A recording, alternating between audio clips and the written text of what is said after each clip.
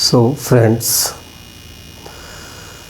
मैं आशा करता हूँ कि आप सभी लोग स्वस्थ होंगे, सुरक्षित होंगे। आज मैं ये वीडियो आप लोग के लिए इसलिए बना रहा हूँ ताकि जो टॉपिक है हमारा व्हाट आफ्टर बीएससी बायो, ये क्वेश्चन हम सबको आज नहीं कल फेस करना पड़ता है। जबकि ये क्वेश्चन हमें तब पूछना चाहिए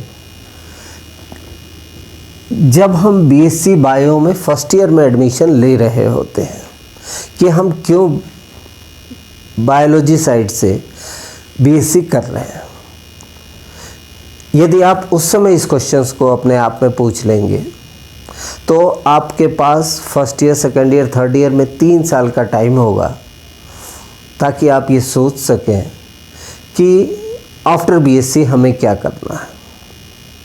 लेकिन शायद हम बच्चे अभी उतने मैच्योर नहीं हुए रहते हैं, जस्ट 12th पास करके बीएससी में एडमिशन लेते हैं। उस समय सारी आपाधापी इसलिए मची रहती है कि कैसे कहीं अच्छी जगह एडमिशन हो जाए, और माँ बाप का गाइडेंस भी वहाँ पे होता है। तो आपको सोचने के लिए बहुत मौका नहीं रहता कि हम बीएससी कर किस ले रहे हैं। जो भी हो, जब आपने बीएससी में एडमिशन ले लिया है तो आज नहीं कल आप बीएससी पास आउट भी होंगे। पर्टिकुलरली जो बच्चे थर्ड ईयर में इस साल हैं, पास कर रहे हैं, उनके लिए अब ये क्वेश्चन सबसे ज़्यादा इम्पॉर्टेंट बन चुका है, क्योंकि इस कोविड के समय में हमको बहुत कम्युनिकेशन का समय भी नहीं मिला, ना टीचर्स की गाइडेंस मिल पाई, साल डेढ़ साल हो गए, ना आपस में आप लोग का कम्युनिकेशन हो पा रहा है कि कौन क्या कर रहा है। तो इस संबंध में मेरे पास कई बच्चों के फ़ोन आए कि सर हम अब क्या करें। तो उस डायरेक्शन में मैं जो भी थोड़ी बहुत आपकी मदद कर सकता हूँ कि what are the options you had after passing your BSc. तो अभी आपने बीएससी थर्ड ईयर लगभग या तो कंप्लीशन की स्टेज में है या कंप्लीट कर चुके हैं। ये वीडियो उन बच्चों के लिए भी काफ़ी महत्वपूर्ण है जो एमएससी फाइनल ईयर में है और अब वो सोच रहे हैं कि अब क्या किया जा सकता है। तो बीएससी थर्ड ईयर पास करने के बाद जो फर्स्ट ऑप्शन आपके दिमाग में आता है और काफ़ी क्लियर कट दिखाई देता है कि आपके पास जो ऑप्शंस अवेलेबल हैं उसमें सबसे पहला ऑप्शन होता है कि you go for admission in MSc. अब एमएससी में यदि आप एडमिशन के लिए जा रहे हैं तो किस सब्जेक्ट से एमएससी करें। यदि आप बीएससी पास कोर्स से हैं तो आपके पास 2 सब्जेक्ट्स का ऑप्शन है।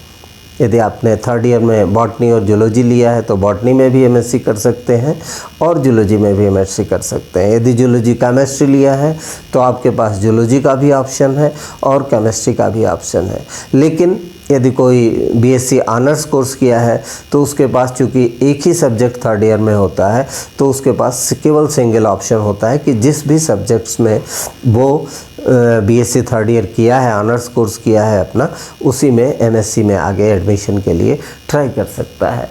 तो जो एमएससी के बाद आपके पास जनरली जो ट्रेडिशनल सब्जेक्ट्स में ऑप्शंस बनते हैं वो या तो आप बॉटनी में एडमिशन ले सकते हैं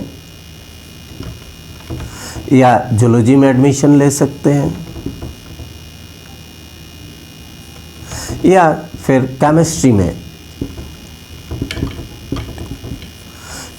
एडमिशन ले सकते हैं। कहीं कहीं कुछ यूनिवर्सिटीज़ में इन तीनों की जगह लाइफ साइंसेस, बायो पर्टिकुलरली चूँकि हम बायो से संबंधित हैं तो लाइफ साइंस में भी एमएससी होती है।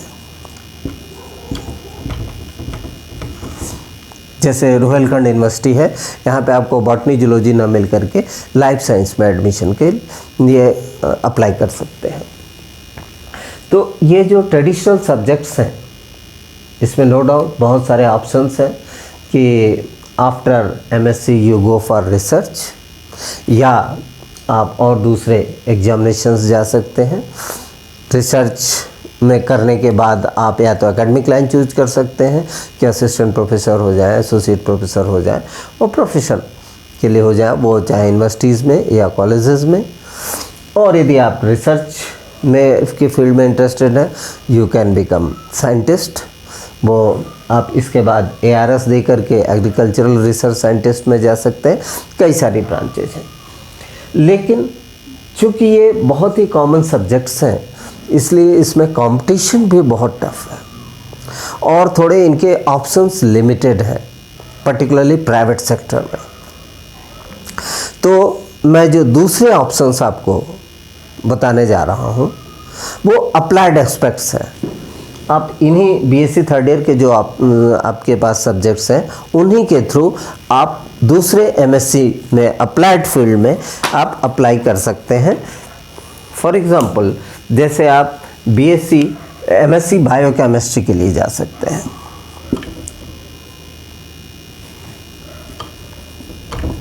बायोकेमिस्ट्री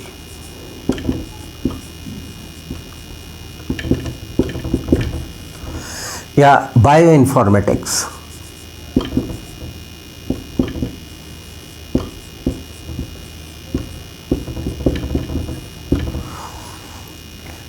या फिर आप microbiology,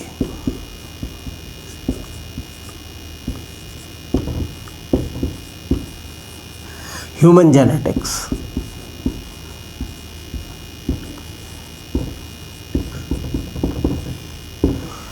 forestry,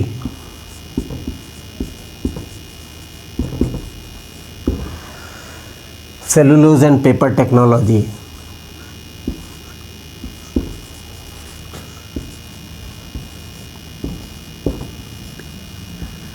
paper technology, neuroscience,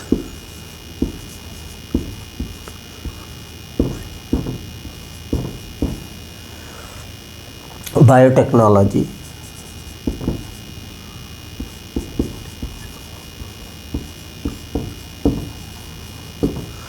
then environmental science,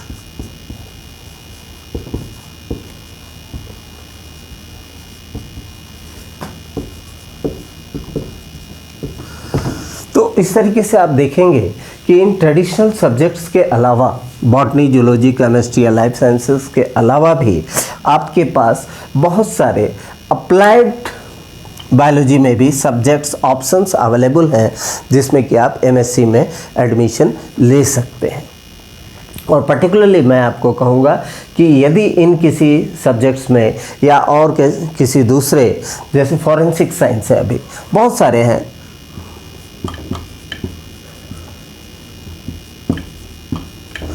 या ऐसे बहुत सारे अप्लाइड फील्ड्स हैं जिसमें कि आप एडमिशन्स MSc की जा रही है डिफरेंट यूनिवर्सिटीज़ में, वो चाहे BHU हो, इलाहाबाद यूनिवर्सिटी हो, लखनऊ यूनिवर्सिटी हो, रोहिलखंड यूनिवर्सिटी हो, JNU हो, हैदराबाद हो, बहुत सारी जगहों पे ये कई सारे डिफरेंट अप्लाइड एस्पेक्ट्स में MSc की डिग्री अब दी जा रही है।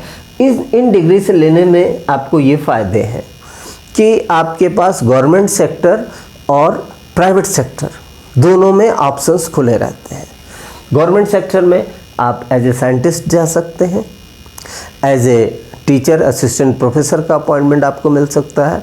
प्राइवेट सेक्टर में आप different pharmaceutical, MSc in pharmaceutical,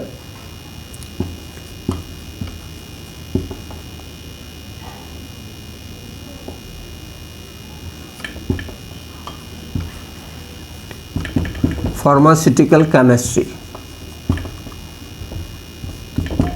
तो कई सारे प्राइवेट सेक्टर में जो मेडिसिन की कंपनीज़ हैं, फार्मा की कंपनीज़ हैं, वहाँ पर एज ए साइंटिस्ट बहुत सारे वांट्स आजकल निकल रहे हैं। आप देख रहे हैं कि कोविड के समय पर्टिकुलरली इन ब्रांचेस की वैल्यू बहुत बढ़ गई है, क्योंकि हमको डिफरेंट डिजीज़ के बारे में और फिर से एक बार जीनोमिक लेवल पे स्टडीज़ करनी होती हैं, उनके बॉडी में डिफरेंट वाइटल ऑर्गन्स पे क्या असर पड़ रहे हैं, फिर उनको प्रिवेंट करने के लिए, उनको कंट्रोल करने के लिए हमारे पास क्या क्या ऑप्शंस अवेलेबल हैं दवाओं में, उसको हम कैसे मैनेज कर सकते हैं यदि पूरी तरह से ठीक नहीं कर सकते तो ये सारे ही ब्रांचेज जितने भी मैं बता रहा हूँ सब के सब फार्मा से भी रिलेटेड हैं, ड्रग डेवलपमेंट से भी रिलेटेड हैं, जेनेटिक स्टडीज़ से रिलेटेड हैं।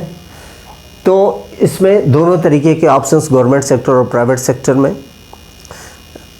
एकेडमिक लाइन में और रिसर्च लाइन में, दोनों जगह पर अवेलेबल है। नो डाउट कुछ जगह ये सेल्फ फाइनेंस कोर्स की तरह से रन किया जा रहा है, लेकिन फिर भी यदि इसकी आप डिग्री लेते हैं तो आपको जॉब के लिए बहुत ज़्यादा इधर उधर दौड़ भाग नहीं करनी पड़ेगी। जॉब निश्चित रूप से अभी इन फील्ड्स में अवेलेबिलिटी ज़्यादा है in comparison to traditional subjects botany, zoology, chemistry, life science. अब आपने जब एक बार एमएससी कर लिया तो चांसेस हैं कि आप जॉब के लिए अप्लाई कर सकते हैं, लेकिन यदि आप फर्दर स्टडीज़ में इंटरेस्टेड हैं then you have to go for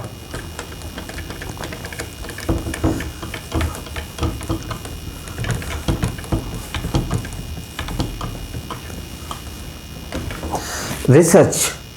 After MSc you have to go for research और PhD डिग्री आपको मिलेगी। रिसर्च के लिए जो पहली क्राइटेरिया है to qualify the NET exam, national eligibility test. यदि आप नेट क्वालिफाई कर लेते हैं देन रिसर्च ज्वाइन करना आपको अच्छी यूनिवर्सिटीज़ में आसान हो जाता है और रिसर्च करना भी आसान हो जाता है। करना इसलिए आसान हो जाता है कि once you qualify this examination conducted by CBSE आपको काफ़ी हैंडसम अमाउंट में स्कॉलरशिप मिलने लगती है।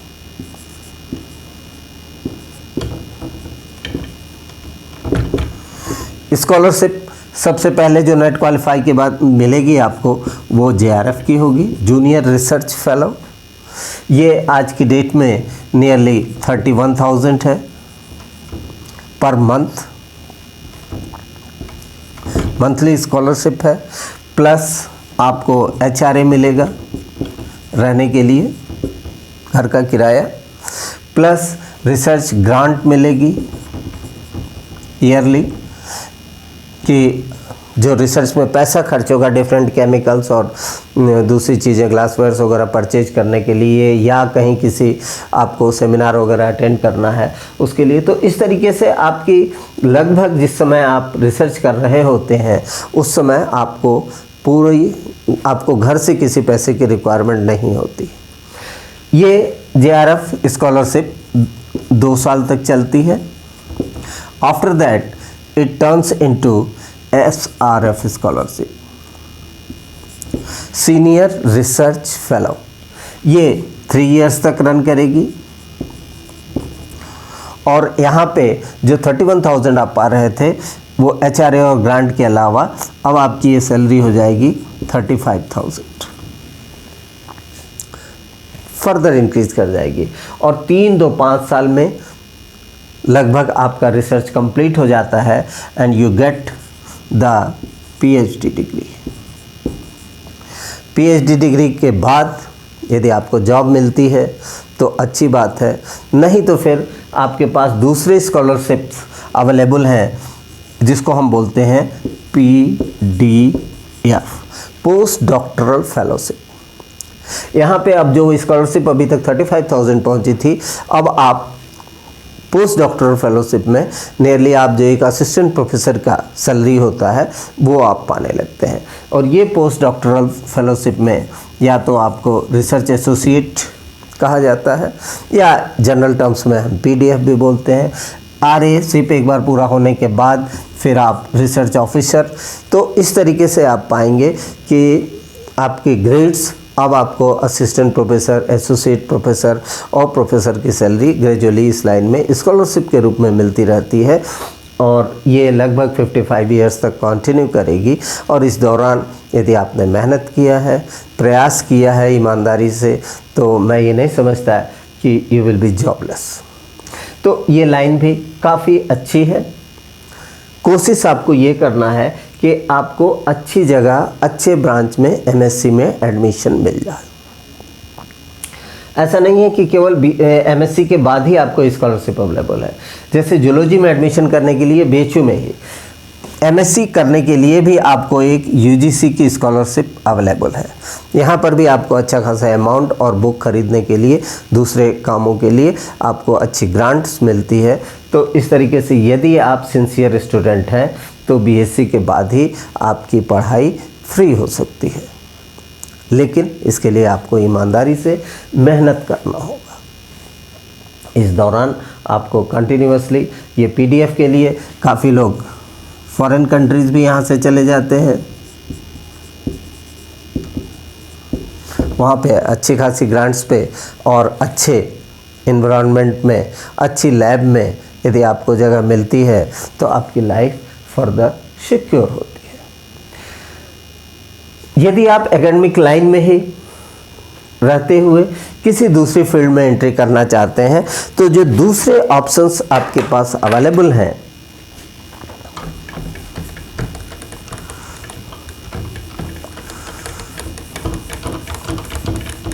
बीएससी के बाद पर्टिकुलरली ये ऑप्शन मैं लड़कियों के लिए ज़्यादा रिकमेंड करता हूँ, क्योंकि हमारी जो सोसाइटी है उसमें कहने के लिए तो लड़के लड़कियों के बीच कोई भेद नहीं किया जाता है, लेकिन गर्ल्स की एज जो ही 30-22 साल के ऊपर जानी शुरू करती है, यदि वो पढ़ने में बहुत एक्स्ट्राऑर्डिनरी नहीं है और उन्होंने किसी ऐसी ब्रांच में एडमिशन नहीं ले लिया है जिसमें कि जॉब अपॉर्चुनिटीज़ बहुत ज़्यादा हों, जैसे मेडिकल में या आईआईटी में, तो माँ बाप उनके मैरिज का प्रयास करना शुरू कर देते हैं और इससे फर्दर स्टडी कंटिन्यू करना मुश्किल हो जाता है। तो यदि आपने बीएससी थर्ड ईयर कर लिया है तो आपके पास एक दूसरा ऑप्शन भी अवेलेबल होता है, that is B Ed, bachelor in education. क्योंकि बीएड करते ही और जो भी एलिजिबिलिटी इसके बाद यदि होती है टेट या सेट,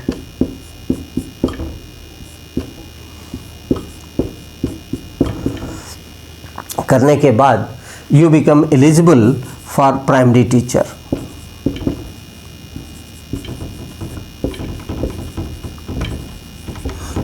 प्राइमरी टीचर जॉब मतलब थर्ड ईयर आपने किया नहीं, 2 साल का ये बीएड कोर्स है और उसके बाद टेट क्वालिफाई किया, अब आप प्राइमरी टीचर के जॉब के लिए एलिजिबल हो गए। और इसमें चूँकि जॉब में बहुत प्रेशर भी नहीं है, इसलिए गर्ल्स के लिए particularly this job is more suitable. लेकिन यदि आप इसमें भी फर्दर और अपना हायर स्टडीज़ करना चाहते हैं, then after B Ed you can go for M Ed, master in education. आपने एक बार मास्टर इन एजुकेशन कर लिया, then you can go for research and award of PhD degree. Same, फिर आपको नेशनल एलिजिबिलिटी टेस्ट क्वालिफाई करना पड़ेगा एनईटी, और you will get the scholarship. जैसा कि मैंने आपको पहले बताया कि वो 31,000 रुपये से स्कॉलरशिप शुरू हो जाती है, और एक बार आपने नेट क्वालिफाई कर लिया तो now you are eligible for university teachers, university और कॉलेजेस में असिस्टेंट प्रोफेसर पोस्ट के लिए अप्लाई करने के लिए आप एलिजिबल हो जाते हैं। तो हायर स्टडीज़ में भी ये लाइन अभी आपको ओपन रखती है। जैसे जैसे आपको समय मिलता चले, बीएड के बाद आप एमएड कर लीजिए, एमएड के बाद पीएचडी कर लीजिए, या बीएड करके फिर आप एमएससी करिए, और एमएससी करते ही बीएड किया फिर एमएससी किया किसी भी सब्जेक्ट्स में, now you become eligible for teaching in intermediate colleges.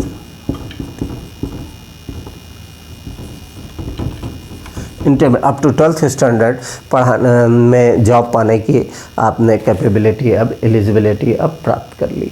तो इस तरीके से यहाँ पर भी डिफरेंट स्टेजेस पे 2 साल के बाद भी आपकी जॉब अपॉर्चुनिटीज शुरू हो जाती हैं। एमएड और पीएचडी करने के बाद 3 से 5 साल लगाने के बाद आप यूनिवर्सिटी और कॉलेज में आप जॉब के लिए एलिजिबिलिटी प्राप्त कर लेते हैं। तो वहाँ पे इसके पहले में जो आप ट्रेडिशनल सब्जेक्ट्स या अप्लाइड सब्जेक्ट्स में आप रिसर्च करते हैं, थोड़ा सा एक लॉन्ग ड्यूरेशन लगता है। यहाँ पे आपके पास अपॉर्चुनिटीज़ इंक्रीज कर जाती हैं एट अ अर्ली एज। क्योंकि देखिए आजकल केवल ये नहीं है कि आप सक्सेसफुल हो गए अपनी लाइफ में, कितना क्विकली आप सक्सेसफुल होते हैं यह भी बहुत मायने रखता है। इस समय की इम्पोर्टेंस बढ़ गई है कि जल्दी से जल्दी हम कितना ज़्यादा अचीव कर सकें। यदि आपका एक और तीसरे फील्ड में इंटरेस्ट है, वो भी एकेडमिक लाइन है और आजकल काफ़ी अच्छा उसका भी रिस्पांस आ रहा है, that is after doing your BSc you go for LLB, bachelor of law. LLB आपको पता है कि ये लॉ डिग्री आपको करने के बाद यू बिकम एडवोकेट, एक वकील बन सकते हैं। वकील आप गवर्नमेंट सेक्टर में भी जा सकते हैं लॉ करने के बाद कि यू अप्लाई फॉर जज, इंडिपेंडेंट अपनी प्रैक्टिस कर सकते हैं एज एडवोकेट।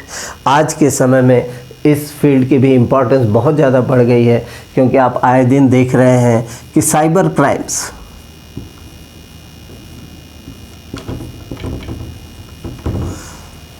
बहुत ज़्यादा बढ़ता चला जा रहा है। कहीं किसी बैंक में से पैसे निकल जा रहे हैं, तो कहीं कोई किसी के बारे में फेसबुक पे या सोशल मीडिया पे गलत सलत खबरें चला दे रहा है।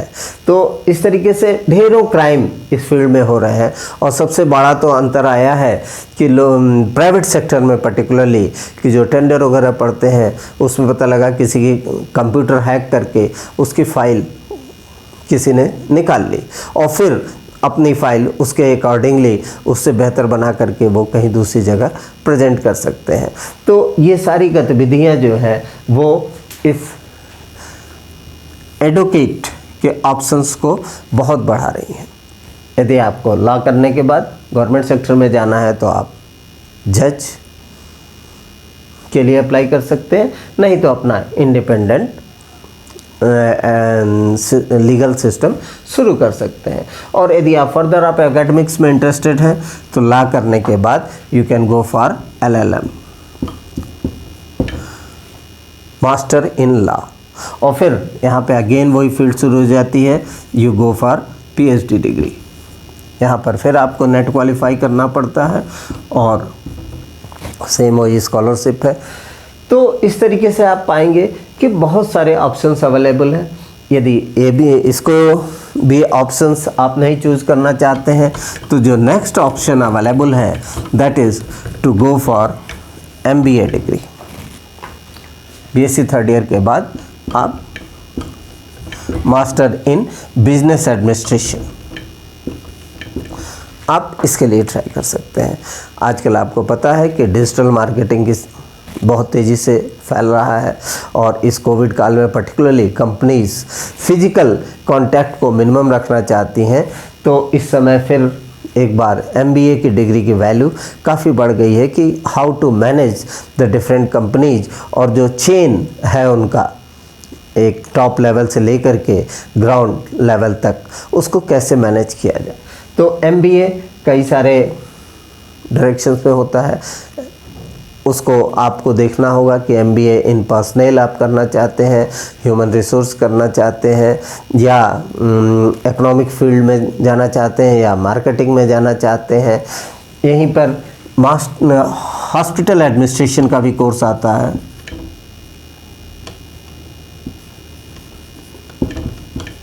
हॉस्पिटल एडमिनिस्ट्रेशन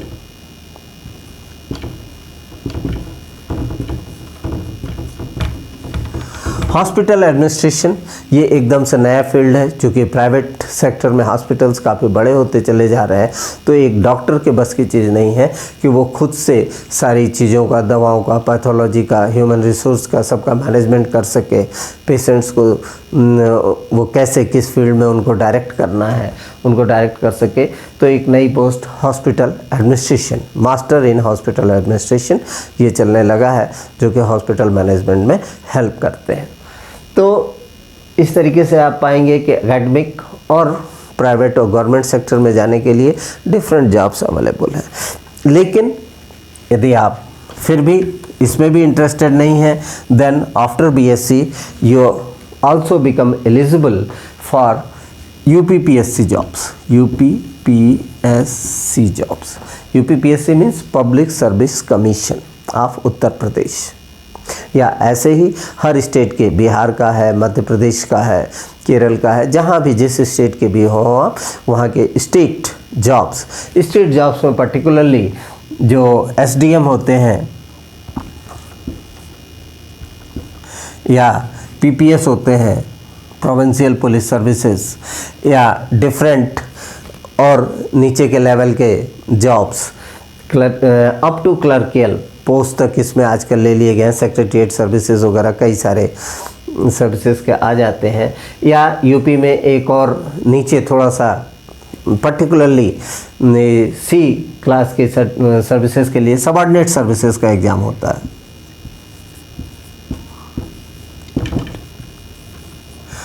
इसके लिए भी आप तैयारी कर सकते हैं।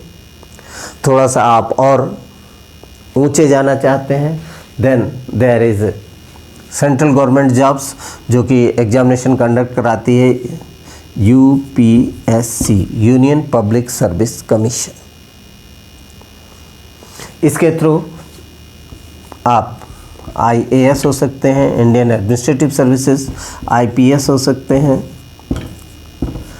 आईआरएस हो सकते हैं, इंडियन रेवेन्यू सर्विसेज, आईएफएस हो सकते हैं, इंडियन फॉरेन सर्विसेज, या उससे नीचे डिफरेंट कई कैटेगरीज हैं, सेक्रेटरी, सेक्शन ऑफिसर वगैरह तक कई सारे पोस्ट, नियरली 1000 पोस्ट हर साल ये निकलते हैं। तो इनके लिए आप तैयारी कर सकते हैं। बायो स्टूडेंट्स के लिए पर्टिकुलरली एक यूनियन पब्लिक सर्विस कमीशन एक दूसरा एग्ज़ाम भी कंडक्ट कराती है, इंडियन फॉरेस्ट सर्विसेज, आईएफएस। ये है इंडियन फॉरेन सर्विसेज। इसमें विदेश में जाकर के जो राजदूत वगैरह बनते हैं उनकी जॉब्स मिलती हैं।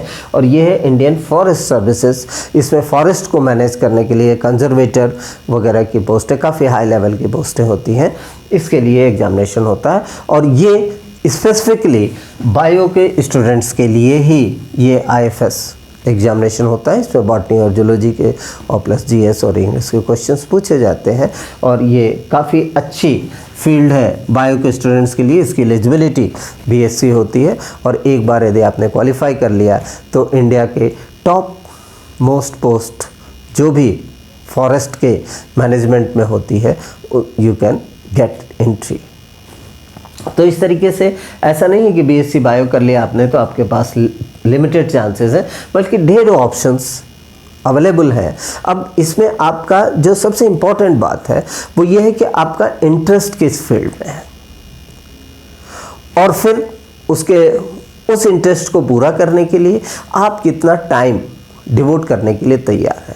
इंटरेस्ट इसलिए ज़रूरी है कि यदि इंटरेस्ट नहीं होगा तो आपका कभी मन नहीं लगेगा उस फील्ड में, और इंटरेस्ट होगा तो रात को सोते समय भी आप सोचते रहेंगे कि how to qualify Indian forest services, इसमें किस तरीके के क्वेश्चंस आएंगे, इसके लिए और कौन से बुक्स हम मैनेज कर लें, इसके लिए किससे हम मिलें कि हमको थोड़ा और गाइडेंस मिल जाए।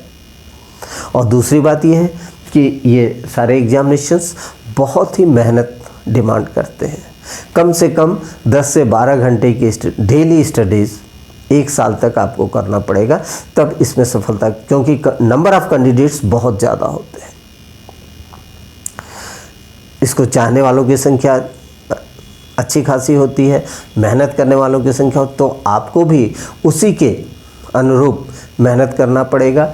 फिर जा कर के इस तरीके की पोस्ट के लिए आप सही माने में एलिजिबिलिटी प्राप्त कर पाएंगे। वैसे तो आपने बीएससी थर्ड ईयर पास करते ही आप एलिजिबल हो गए एप्लीकेशन के लिए, लेकिन उस जॉब को पाने के लिए आपको 10 से 12 घंटे कम से कम 1 साल तक, और यदि इतनी मेहनत करने की आप क्षमता रखते हैं then you can go for all these competitive examinations.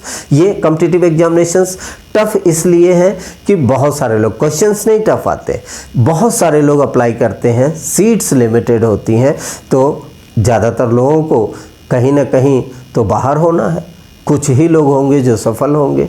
निश्चित रूप से उसमें कोई ऐसी क्वालिटी होगी जिसकी वजह से वो सफलता को प्राप्त कर रहे हैं। अब ये आपके उस मेहनत और लगन पर है कि how you get your dream job.